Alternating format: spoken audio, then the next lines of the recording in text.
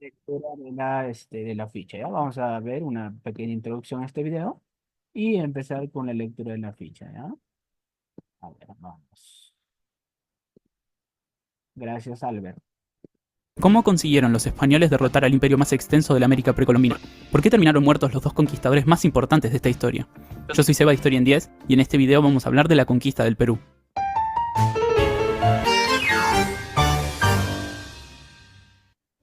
Para 1532, cuando los españoles empezaron la conquista del actual Perú, la región estaba dominada por el imperio inca.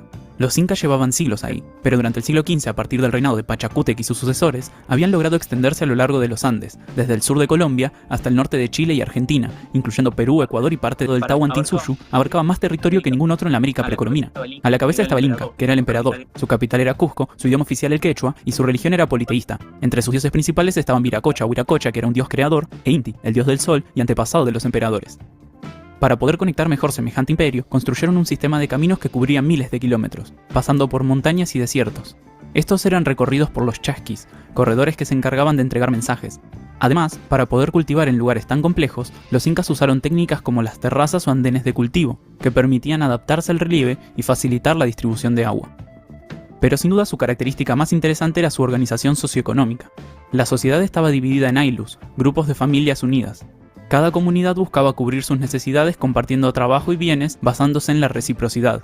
El Estado inca, por su parte, exigía trabajos en forma de mita, que eran turnos rotativos obligatorios por un cierto tiempo al año.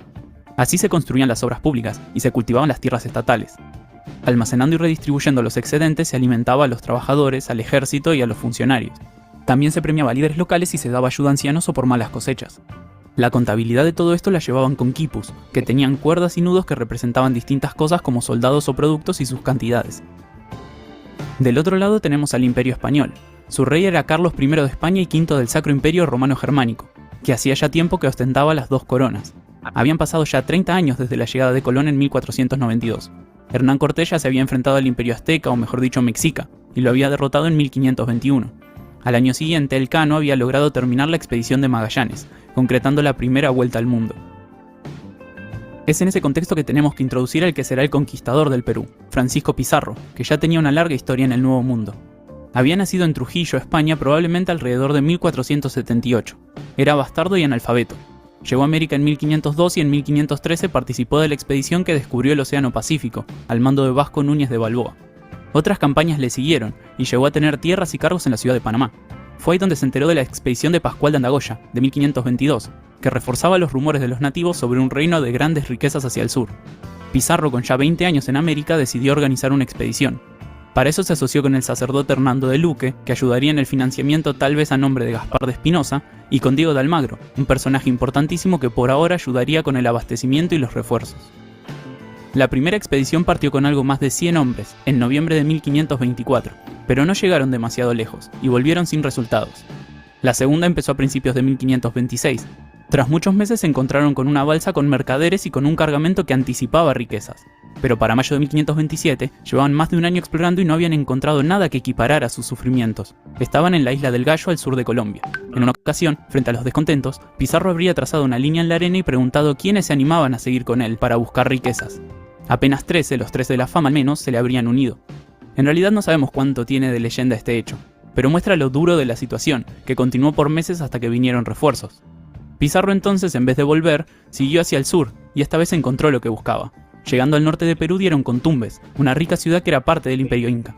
Tras seguir un poco más, Pizarro decidió retornar, para organizar otra expedición y conseguir además los permisos oficiales para apropiarse de la tierra. En 1529 lo encontramos de vuelta en España, entrevistándose con el rey. El 26 de julio firmó con la reina las capitulaciones de Toledo. Estas lo nombraban gobernador y capitán general, y sumaban títulos y cargos para Almagro, Luque y sus 13 hombres más cercanos. Mientras estaba en España reclutó a sus hermanos. Además no sabemos si se encontró con Hernán Cortés, pero tampoco necesitaba hacerlo para conocer sus experiencias con los mexicas. Después de conseguir todo lo necesario, partió de Panamá en enero de 1531 con unos 180 hombres. Mientras tanto, Almagro organizaba otra expedición de apoyo.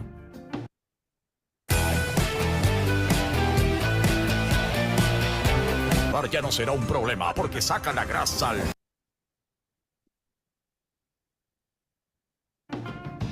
La pregunta clave es cómo lograron conquistar un imperio tan grande siendo tan pocos. Sin duda jugó a su favor el contexto político del imperio inca.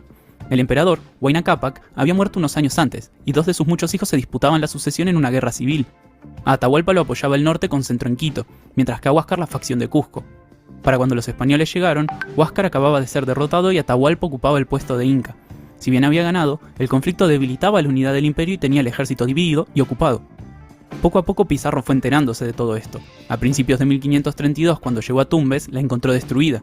Continuó hacia el sur y unos meses después decidió fundar San Miguel de Piura, pensada como un punto de conexión.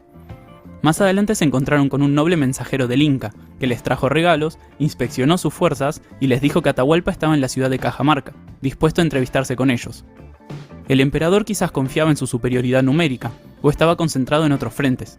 Mientras avanzaban, Pizarro aprovechaba la desunión para sumar aliados. Muchas comunidades querían librarse del dominio inca. Finalmente llegaron a Cajamarca el 15 de noviembre. El emperador, que estaba con su ejército en las afueras, dio alojamiento a los invasores, se reunió con algunos de ellos y pactó una entrevista en la plaza de la ciudad, que llegó al día siguiente. Los españoles se habían posicionado estratégicamente rodeando la plaza. Atahualpa entró en una litera, acompañado de un enorme séquito. A su encuentro salió Fray Vicente de Valverde con una Biblia o brevario en la mano.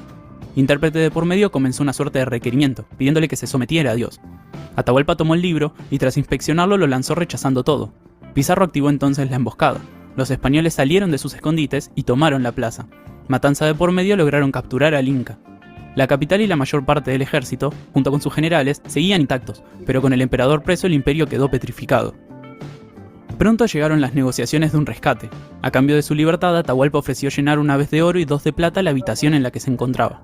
El Inca era consciente del interés de los españoles por esos metales, y tomaría tiempo cumplir la promesa. Mientras tanto, Almagro llegó con grandes refuerzos, y Huáscar fue ejecutado por orden secreta de Atahualpa, para que no fuera de ayuda a los españoles.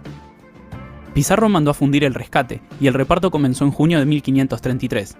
En función de las cifras de los cronistas, algunos calculan que recibieron unos 6.000 kilos de oro y 11.000 de plata.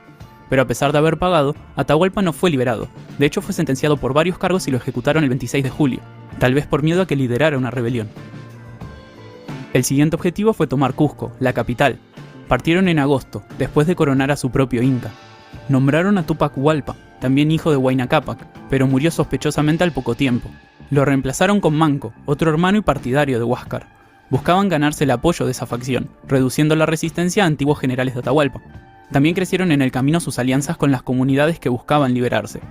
Si bien tuvieron varios enfrentamientos antes de llegar, lograron entrar a Cusco el 15 de noviembre de 1533.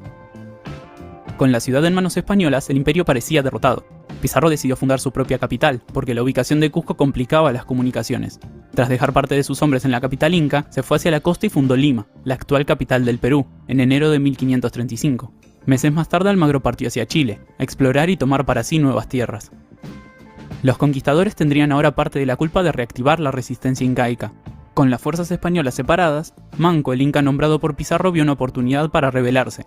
Engañó con promesas de oro a los españoles y consiguió escapar de Cusco a principios de 1536. Organizó entonces una rebelión, poniéndose al mando de miles de indígenas. Hubo ataques en varios puntos, pero el foco estuvo en Cusco. Para detenerlos, los españoles necesitaron sus aliados indígenas y todos los refuerzos que pudieron conseguir. Uno de ellos fue Almagro, que volviendo del sur ayudó a acabar con los ataques a Cusco en 1537, pero quedándose él con la ciudad. Manco logró escapar y se refugió en Vilcabamba, sobre las montañas. La resistencia de los incas de Vilcabamba continuaría por décadas, incluso después de la muerte de Manco en 1544. El último de los emperadores rebeldes fue derrotado recién en 1572. Esa resistencia se veía favorecida por las disputas frecuentes entre los españoles, comenzando por la guerra civil entre pizarristas y almagristas. Ya hacía tiempo que Pizarro y Almagro tenían sus diferencias. Las condiciones de la capitulación de Toledo, por ejemplo, o el reparto del rescate de Atahualpa habían causado disputas. Ahora Almagro, a quien le habían reconocido territorios al sur el año anterior, reclamaba que la capital inca le pertenecía. Para quitársela fue necesaria una expedición al mando de Hernando, hermano de Francisco Pizarro. Tras ser derrotado, Almagro fue ejecutado en 1538. En venganza, un grupo de almagristas asesinó a Francisco Pizarro en su casa de Lima, en 1541. Habían pasado 10 años del comienzo de la tercera expedición. Y aún faltaba para que llegara la paz, porque comenzaría enseguida la rebelión de los encomenderos, que costaría la vida al primer virrey del Perú. Esta la lideró otro de los hermanos Pizarro, Gonzalo, que fue condenado a muerte en 1548. Así concluimos esta historia. Espero que les haya parecido interesante. Es uno de mis temas favoritos junto con la conquista de México, a la que también le dedicamos un video. Recuerden que pueden suscribirse para enterarse cuando subimos un nuevo video y también dejarnos en los comentarios sus opiniones, que siempre los estamos leyendo. Suerte y hasta la próxima. Atención a los padres de niños entre 6 y 10 años, sobre todo a los frustrados con las matemáticas. Para los niños, aprender matemáticas en el colegio no siempre es fácil. Te das cuenta cuando hay que ayudarles con los deberes, ¿verdad? A ti se te daban bien las mates, pero después de tanto tiempo ya cuesta un poco explicarle los ejercicios. Al final ambos desesperáis y empieza la frustración. 15 minutos al día es lo único que necesitas para que tu hijo disfrute de las matemáticas. Smartick es un método de matemáticas y lectura. Es 100% online, no tendrás que desplazarte ni tener profesores particulares en casa. Y lo mejor, son sesiones de 15 minutos donde tu hijo aprende matemáticas y lectura de forma divertida. Haz clic en el botón Empezar y te regalamos 7 días de prueba gratuita.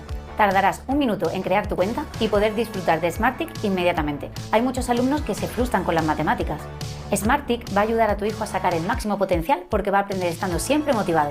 Todos los ejercicios que va a hacer se ajustarán a su nivel, como si tuviera el mejor profesor particular que supiera las áreas que más domina y las otras que hay que reforzar. Pero claro, sin tener metido a un extraño en tu casa todas las tardes. ¿Sabías que más de 1,5 millones de alumnos han pasado ya por Smartick? Es un método de educación líder en España y reconocido mundialmente por universidades tipo Oxford o Harvard. Tenemos una puntuación muy buena de 4,6 en Trustpilot. Las familias que utilizan Smartick están contentas. Mira lo que tienen que decirte. Las matemáticas, cuanto más pronto se aprenden, mejor se entienden y más se disfrutan. Entonces yo quería que mis hijos desde pequeños aprendiesen bien matemáticas y las disfrutasen, porque va a ser una base fundamental, se dediquen a lo que se dediquen en su vida profesional. Con la imposición del Estado español por parte de los invasores europeos, se realizaron. Ok, un ratito, chicos, por favor.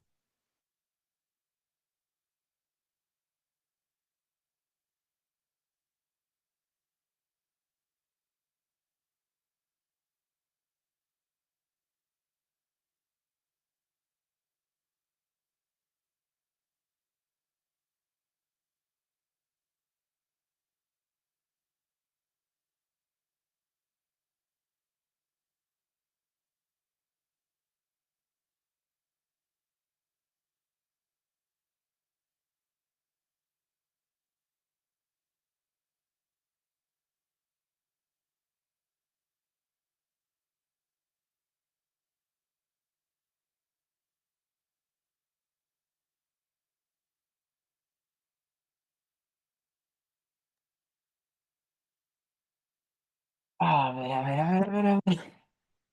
Muy bien, chicos, ese es un poco de la introducción de la invasión a lo que vienen a ser el Tahuantinsuyo, ¿no? Al Imperio Inca. Nosotros, chicos, primero hemos sido un imperio consolidado, ¿no? Donde tenía estatus sociales, como saben, él estaba gobernado por el Zapa Inca, ¿ok? Eh, y bueno, éramos muy ricos en el aspecto de los minerales, el oro, etcétera, ¿no? Eh, entonces, vamos a ver cómo así es que los españoles se enteran de la llegada, de que había un imperio rico, ¿no? De que existía Perú en sí, de que existían los incas. ¿Cómo así se enteran, profesor? ¿Cómo? O sea, Francisco Pizarro, Diego Almagro, ellos se enteraron y vinieron así por así. No, hubo una secuencia, hubo viajes. Inclusive antes de ello, eh, el primero en el que el que descubre, ¿no? Perdón, el que se entera de que existe el Tahuantinsuyo, es un señor, se llama Balboa. Balboa, con algunas expediciones que realiza, descubre o identifica que existe un imperio Tahuantinsuyo en Perú, ¿no? A la cual es muy rica, ¿ok?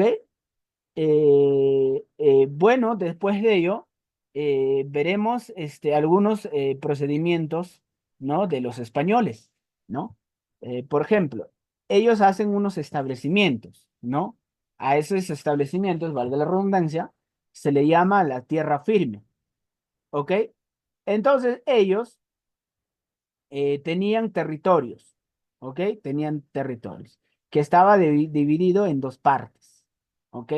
Uno de ellos estaba dividido por Nueva Andalucía y la otra de esa era Castilla de Oro, como ven acá en esta imagen.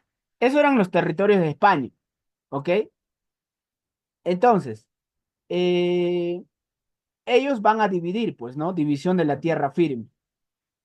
Eh, por ese motivo, para evitar antagonismo entre los españoles, el Estado español dividió la zona. El centro de la división era el Golfo de Darién, así se le llamaba, ¿no? La zona al oeste del Golfo recibe el nombre de Castilla de Oro, que hoy pertenece a Costa Rica y Panamá. O sea, profe, ¿eso de ahí eran territorios españoles? Sí, ¿no? Se le llamaba Castilla de Oro, ¿ok?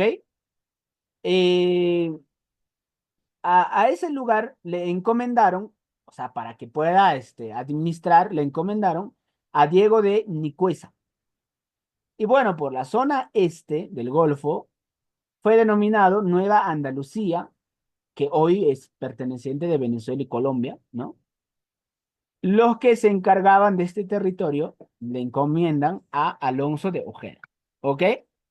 Entonces, vamos a tener las primeras noticias. O sea, España era esto, recuerden. Habían dos divisiones, por el este, por el oeste y el este, ¿no? Uno de ellos era Castilla de Oro y el otro ya era, obviamente, Nueva Andalucía. ¿Listo? Ok. Entonces, veremos las primeras noticias del Perú. Dice, el capitán Vasco Núñez de Balboa, este señor, Vasco Núñez de Balboa, este señor que están viendo en imagen, ¿no? Él residía, o sea, vivía en la ciudad de Santa María de Antigua, ¿no? Él inicia sus expediciones, ¿no? Que tenía una amistad cercana con el cacique Comagre, ¿no? Entonces, ellos realizaban todo ello con fin de obtener riquezas, ¿no?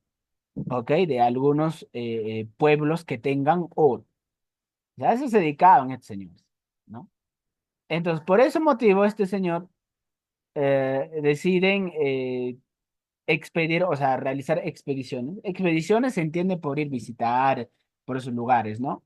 Eh, deciden por el mar del sur, ¿no? Que hoy es el Océano Pacífico.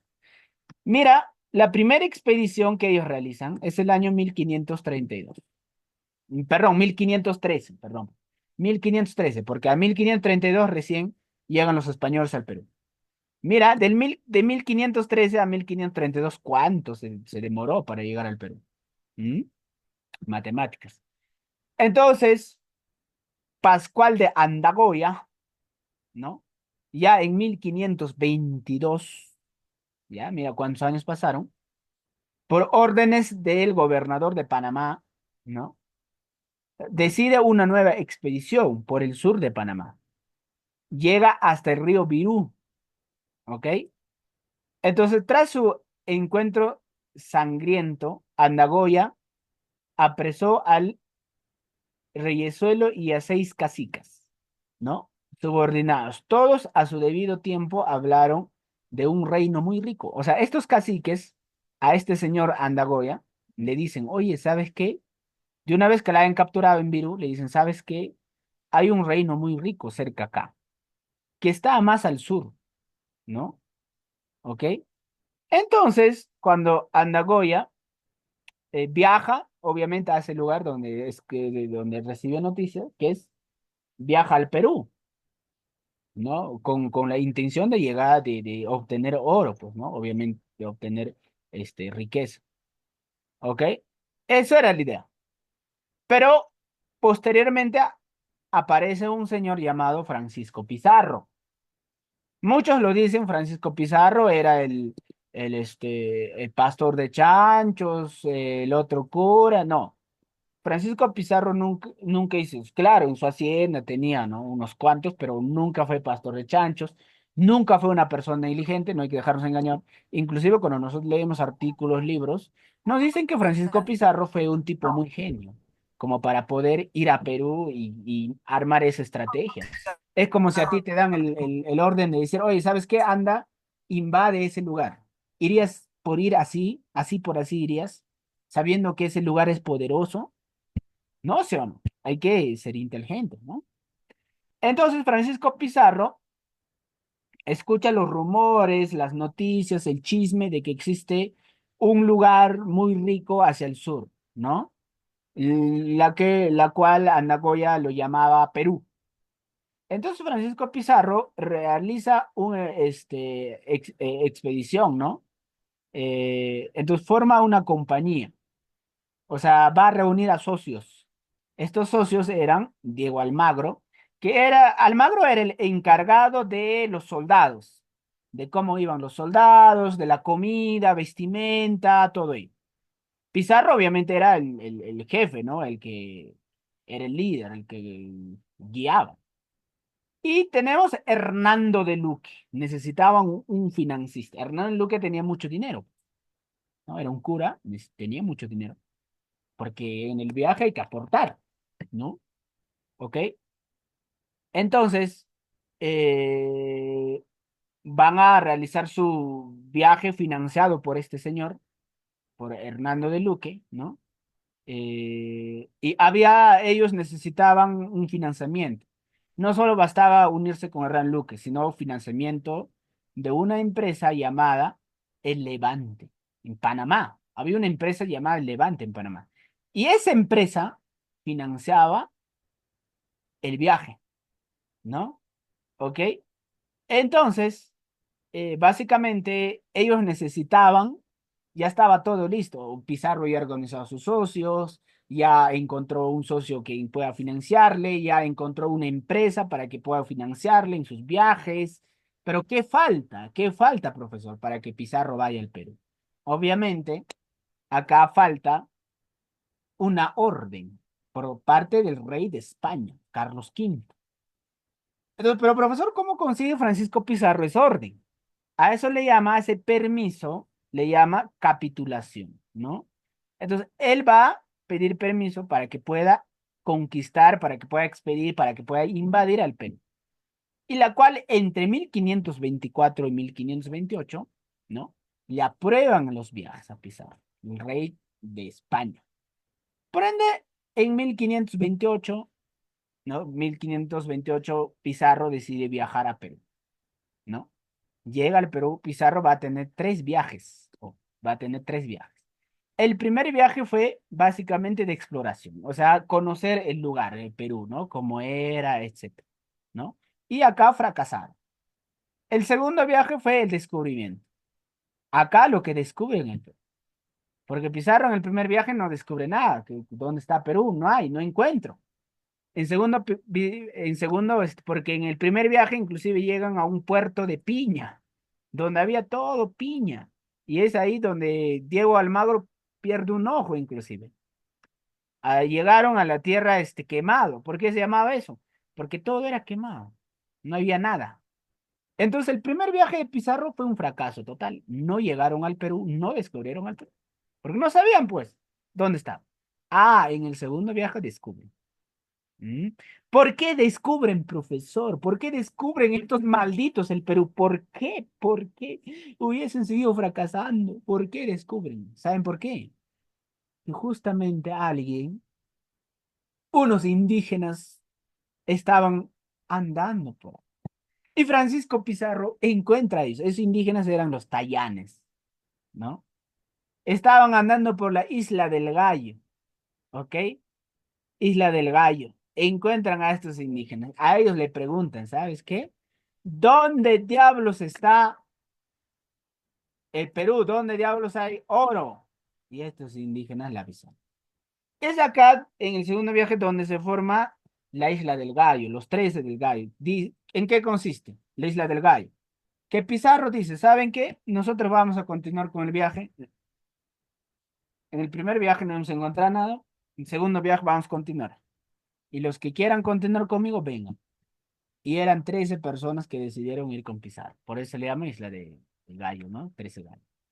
Entonces, Pizarro y sus acompañantes desembarcaron a Tumbes. Mira, llegan a Tumbes, primero llegan a Tumbes y posteriormente llegan al río Santa, Ancash. O sea, esos dos lugares primero llega Pizarro, ¿ah? A Tumbes, de ahí viene a Ancash, ¿no? A Río Santa, ¿ok? Y de esa manera va a llegar Francisco Pizarro al Perú, ¿no? Y vamos a tener la capitulación de Toledo. ¿En qué consiste la capitulación de Toledo? Entonces Pizarro recibió una capitulación de Carlos V, a la cual le da el privilegio de descubrir, de conquistar, de invadir toda la región de Perú, ¿no? ¿Ok? Toda la región del Perú y algunos sus fronteras, ¿ok? Entonces a Pizarro, en la capitulación del Toledo, 1529, se le reconoce como gobernador y capitán, ¿no? General de la gobernación de Nueva Castilla, ¿no? También se le concedió el derecho a otorgar tierras y encomiendas, ¿no? O sea, todo ello le dieron a Pizarro, 1529. O sea, estaba con todo el orden de llegar, ¿no? Pero posteriormente su socio Diego Almagro recibiría su propia gobernatura al sur sur de la de Pizarro, denominada Nueva Toledo, ¿no? Entonces, desde acá, miren, todo lo que recorrió Pizarro, ¿ah? Miren, de 1524 a 1525 recorre de Mar de Caribe, Panamá hasta Iber. Al río San Juan, llega a la isla del Gallo, ¿no? De 1526 a 1527, Pizarro llega a Isla del Gallo, a Isla de Puna, a Tumbes, a Piura, a Cajamarca. En 1531 y 1533, Pizarro llega a Cajamarca, a Jauja y obviamente llega a Cusco. Y descubrió que ahí se encontraban los incas, ¿no? En el año 1533 llega Francisco Pizarro a Cusco, porque al Perú llega antes. Miren, ¿ah? A Perú, miren, a Tumbes, Piura llega a 1531, ¿no? Llega antes. 1532 llega antes, ¿no? A Cusco en sí llega el 1532, ¿no? 33, ¿no? ¿Ok? Entonces, Pizarro parte desde Panamá el año 1531, ¿no? ¿No? Y obviamente,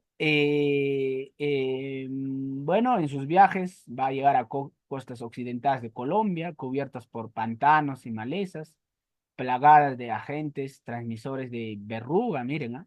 Llegaron frente a la isla de Puná, que está situada frente al río de Guayas, ¿no? Por invitación del jefe puneño, Tumbala, pasaron a la isla, ¿no? Ahí se leyó el primer requerimiento, ¿no? O sea, que era el requerimiento, era fórmula que debía ser leída por los conquistadores antes de cualquier lucha contra indios en la que se le exigía el sometimiento al Papa, el rey y a la Iglesia Católica, ¿no? Entonces, miren, eh, después de ello, ¿no? Francisco Pizarro, en esa parte, Francisco Pizarro, cuando llega a Tumbes, ¿no? Primero, llega a Tumbes, se encontraba dividida, ¿no?